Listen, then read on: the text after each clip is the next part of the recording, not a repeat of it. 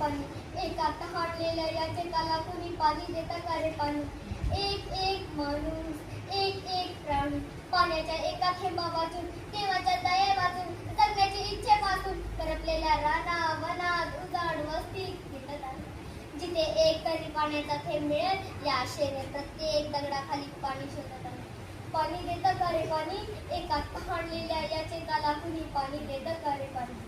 नमस्कार आदरणीय व्यासपीठावर सन्माननीय गुरुजन व माझ्या चिमुकल्या बालमित्रांनो, मी सुहानी जीवशाळा दुःखीची विद्यार्थिनी आपल्यासमोर विषय मांडते, पाणी वाचवा जीवन वाचवा. मित्रांनो, आपल्या आजोबांनी पाणी पाहिले नदीमध्ये, वडिलांनी पाणी पाहिले विहिरीमध्ये, आपण पाणी पाहतो नळामध्ये, आपली मुले पाहतील बाटलीमध्ये, नातवंडे पाहतील कॅप्सूलमध्ये. जर आता आपण दुर्लक्ष केले तर ते आपण पाहू फक्त अश्रूमध्ये, फक्त अश्रूमध्ये. असं म्हणतात की जल हे तो कल हे. जर आपले भविष्य सुरक्षित ठेवायचे असेल तर आपल्याला पाणी वाचवणे गरजेचे आहे. मनुष्य, पशु, पक्षी, वनस्पती हे पूर्णपणे पाण्यावर अवलंबून आहे. मनुष्याला अन्न न दिल्यास तो काही काळ जिवंत राहू शकतो, परंतु पाण्याशिवाय काही तासही जिवंत राहू शकत नाही. मित्रांनो, असं म्हणतात की वाणी आणि पाणी दोन्ही पण जपून वापरावे. वाणी जपली की वर्तमान काळ चांगला राहतो व पाणी जपले की भविष्य काळ चांगला राहतो.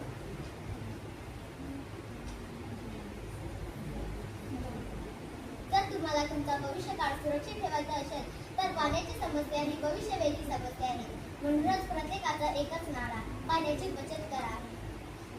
पाण्याचं महत्त्व सांगताना संत ज्ञानेश्वर माऊली सांगतात, उगमेवानी वाणी वाहते, सारणी शिंपिती माळिनी वेळोवेळा नसे, माळिनीचा मळा नसे, सरोवर नित्य तळे फुलत असे.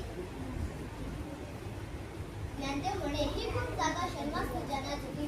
तसेच पाण्याचा महत्त्व समजून घेण्यासाठी छत्रपती शिवाजी महाराजांची जलनीती समजून घेतली पाहिजे. भारताचे जल म्हणून ओळखले जाणारे श्री राजेंद्र सिंह म्हणतात, येणाऱ्या काळात तिसरे महायुद्ध पाण्यासाठी लढले जाणार आहे.